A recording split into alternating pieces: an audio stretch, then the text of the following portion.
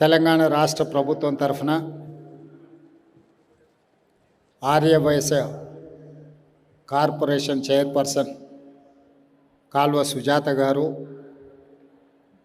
అదేవిధంగా ఆర్యవైశ్య మిత్రబృందం ఒక మంచి కార్యక్రమాన్ని ఏర్పాటు చేసి నాతో పాటుగా ఆంధ్రప్రదేశ్ మంత్రివర్యులు టీజీ భరత్ గుప్తాను ఇక్కడికి ఆహ్వానించి,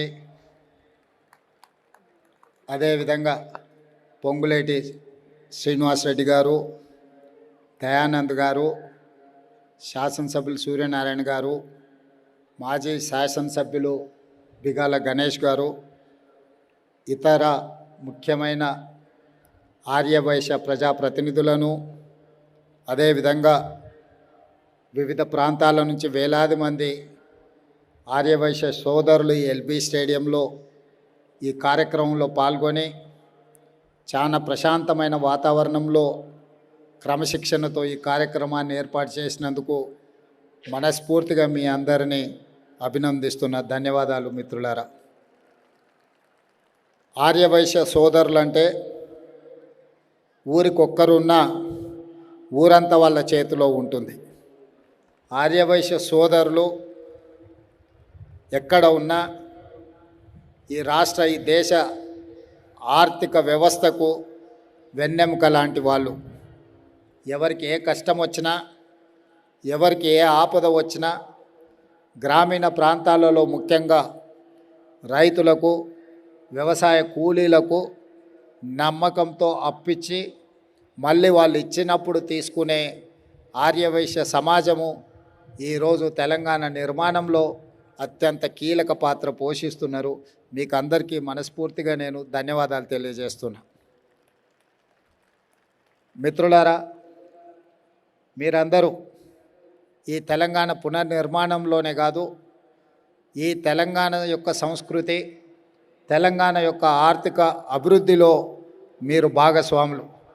ఈ మధ్యకాలంలో మొన్న జరిగిన మున్సిపల్ ఎన్నికల్లో కూడా 6 మున్సిపల్ చైర్మన్లు, 7 మున్సిపల్ కార్పొరేషన్లు ఉంటే ఒక మున్సిపల్ కార్పొరేషను ఆర్యవైశ్య సోదరులకు ఇచ్చి రాజకీయంగా కూడా మీకు గుర్తింపు, గౌరవాన్ని ఇవ్వాలన్న ఆలోచనతోని ఈరోజు మన ప్రభుత్వం ముందుకు వెళ్తుంది.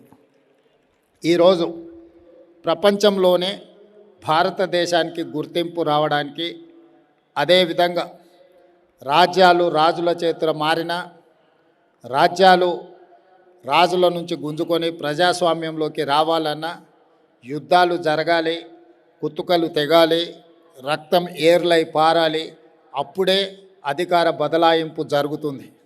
కానీ అఖండ భారతదేశంలో మహాత్మా గాంధీ గారు శాంతియుతంగా అహింసతో ఒక యుద్ధాన్నే గెలవచ్చు అని చెప్పి ప్రపంచానికి కొత్త దారి చూపించిన గొప్ప తత్వవేత్త మహాత్మా గాంధీ గారు. వారు మీ జాతిలో పుట్టడము మీకే కాదు, భారత జాతికే ఒక గొప్ప గర్వకారణం. ప్రపంచంలో ఏ దేశంలో అయినా అధికార మార్పిడి, అధికార బదలాయింపు హింస ద్వారానే జరిగింది.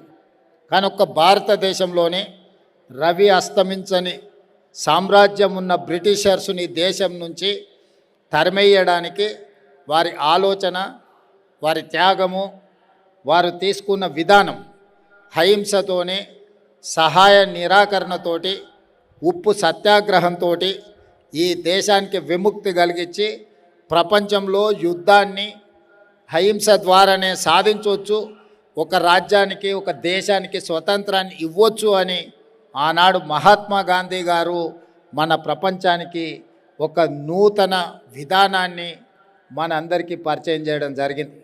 వారి వారసత్వంలో శాంతియుతంగా అహింసా మార్గంలో ఈ దేశ అభివృద్ధిలో కానీ, ఈ దేశ రాజకీయ వ్యవస్థలో మీరందరూ ఆనాటి నుంచి ఈనాటి వరకు అప్పుడప్పుడు మీకు అవకాశాలు వచ్చినా రాకపోయినా, మిగతా వాళ్ళలాగా అవకాశాలు రాకపోతే కూడా మీరు మౌనంగా అవసరమైనప్పుడు ఆ అంశాన్ని గుర్తు చేసే ప్రయత్నమే చేసిండ్రు తప్ప మీరు ఎక్కడ కూడా క్రమశిక్షణను ఉల్లంఘించిన సందర్భం లేదు. ఈ క్రమశిక్షణ ఈ రాష్ట్రం, ఈ దేశం యొక్క ఎదుగుదలకు మీ గుర్తింపు గౌరవానికి కారణమైంది. మహాత్మా గాంధీ గారే కాదు, పెద్దలు రోసయ్య గారు నాకు అభిమానం, నాకు ఇష్టమైన నాయకుడు. రోసయ్య గారు శాసనసభలో ఉన్నప్పుడు వారితో వాదించడం కానీ, వారు ముఖ్యమంత్రిగా ఉన్నప్పుడు ప్రశ్నించడం కానీ ఒక గౌరవంగా మేము భావించేది. రోసయ్య గారు కూడా నన్ను అదే విధంగా వయసులో చాలా చిన్నవాడినైనా కూడా నన్ను వారు వ్యక్తిగతంగా పిలిచి సూచనలు చేసేవారు. అందుకే రోసయ్య గారిని చనిపోయిన తర్వాత తెలంగాణ రాష్ట్ర ప్రభుత్వం తరఫున అధికారికంగా వారి వర్ధంతి జయంతులను నిర్వహించడానికి తెలంగాణ రాష్ట్ర ప్రభుత్వం నిర్ణయం తీసుకోవడమే కాకుండా లక్కడికప్పుల చౌరస్తాలో అత్యంత కీలకమైన జంక్షన్లో మనం రోసయ్య గారి విగ్రహావిష్కరణ కూడా చేసుకొని తెలంగాణ ప్రజలకు రోసయ్య గారి స్ఫూర్తిని ఈరోజు మనము కొనసాగిస్తున్నాం. వారే కాకుండా టీజీ వెంకటేష్ గారు రాయలసీమలో వారు ఒక్కరే నాలాంటి మనస్తత్వం ఉన్నవాళ్ళు. ఆయన ఎవరినైనా ఎదిరించి నిలబడ్డ కర్నూలు జిల్లాలో, రాయలసీమ జిల్లాలలో ఇతరుల ఆధిపత్యాన్ని టీజీ వెంకటేష్ గారు ధీటుగా నిలబడి రాజకీయాలలో రాణించి పోటీపడి గెలిచి ఈరోజు టీజీ భరత్ కూడా ఆంధ్రప్రదేశ్లో ఈరోజు మంత్రిగా రాణిస్తున్నారు, గుర్తింపు పొందినరు.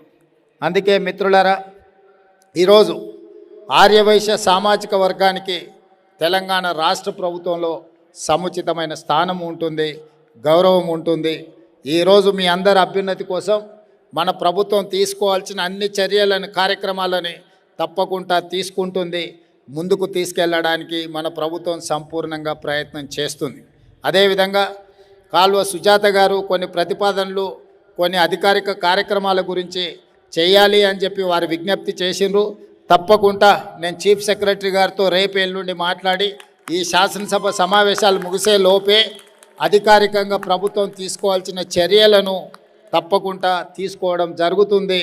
మీ ఆలోచనలే ఈ ప్రభుత్వం యొక్క విధానం. ఈ ప్రభుత్వంలో మీ గుర్తింపు, మీ గౌరవానికి, మీ అవకాశాలకు ఎలాంటి భంగం కలగకుండా చూసే బాధ్యత మా ప్రభుత్వం తీసుకుంటుంది. ఇంత మంచి కార్యక్రమం ఈరోజు మీరు ఏర్పాటు చేసి ఈ కార్యక్రమానికి నన్ను ఆహ్వానించి మీలో ఒకడిగా మీరందరూ అభిమానించినందుకు మీ అందరికీ మనస్ఫూర్తిగా మరొకసారి కృతజ్ఞతలు, ధన్యవాదాలు తెలియజేస్తూ మీ అందరి దగ్గర సెలవు తీసుకుంటున్నా. మా సుజాత గారు చెప్తున్నారు ఇది గిన్నిస్ బుక్ రికార్డ్స్ అని. గిన్నిస్ బుక్లో మీరు చేరినందుకు మిమ్మల్ని అందరినీ మనస్ఫూర్తిగా అభినందిస్తున్నాను.